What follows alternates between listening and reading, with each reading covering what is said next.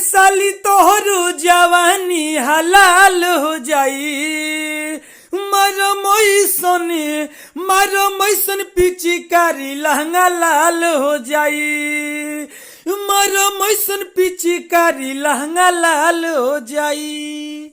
चलिए दोस्तों, आपको मेरा थंबनेल देख कर हाई गाना सुन के पता चलिए गया होगा पवन सिंह के ट्रैक लहंगा लहक जाई जो 1 नंबर पर ट्रेंडिंग कर रहा है। इसी ट्रैक पर हम लिखे हैं लहंगा लाल हो जाई। तो बिल्कुल फ्री में गाना लिखे हैं। अगर आप सिंगर हैं तो इस गाने को गा सकते हैं, रिकॉर्डिंग करवा सकते हैं। बिल्कुल फ्री में गाना लिखे हैं लहंगा लाल हो जाई। तो चलिए गाना को स्टार्ट कर रहे हैं। गाना को स्टार्ट करने से पहले चैनल पर नए हैं तो सब्सक्राइब कर दीजिए, लाइक कर दीजिए और मेरा नाम जान लीजिए। मेरा नाम है राइटर राजा सिंघानिया।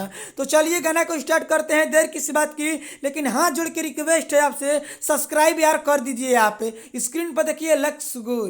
चलिए दोस्तों, ये मुखड़ा है, हम मुखड़ा को गा रहे हैं। पहले लड़की बोलती है ओइसे बोरी यारी रंगवा डालो नहीं जबरी, कही दी हम दीदिया से काबरली तोहर बबरी। हरे लबरी सुन, ओइसे बोरी यारी रंगवा डालो नहीं जबरी, कही दी हम दीदिया से काबरली तोहर बबरी। तब लड़का बोलता है ए साली तोहरो जवानी हलाल हो जाई।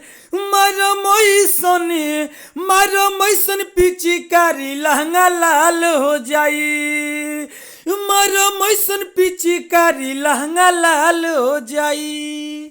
चलिए दोस्तों, ये अंतरा है, हम पहल का अंतरा को गा रहे हैं। पहले लड़की बोलती है होली के फायदा तू कैदा से उठावा, लेके पिचकारी बोरी यारी न सटावा। तब लड़का बोलता है गोरे गोरे गोलिया पे लागे दो बीर मजा लूटो, भर होली हमारा हो साथे चला खटौर में सूतो, ताहा रंगवा लगावल जीव के काल हो जाई।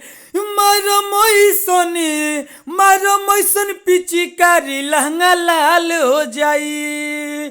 मारो मैसन पिचकारी लहंगा लाल हो जाई। चलिए दोस्तों, ये दूसरा का अंतरा है, हम दूसरा का अंतरा को गा रहे हैं। पहले लड़की बोलती है अब नई मी दीदी आके ससुरारी, ऐसे जे रंग तू डलब बरियारी। तब लड़का बोलता है राजा सिंहनिया से बुरा नहीं माना कि होली है, सिंगर नीलू दी है गिफ्ट में किनी के चोली की होली है।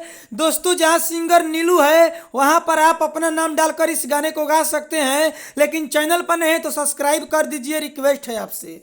हमरा बोलिए पे पूरा बवाल हो जाई। मारो मैसन पिचकारी लहंगा लाल हो जाई। मारो मैसन पिचकारी लहंगा लाल हो जाई। चलिए दोस्तों, गाना समाप्त हो गया है। अब मेरा बतिया को ध्यान से सुन लीजिए। अगर आप सिंगर हैं, इस गाने को गाना चाहते हैं तो गा सकते हैं, रिकॉर्डिंग करवा सकते हैं। बिल्कुल फ्री में लिखे हैं, पहले ही हम बताए थे।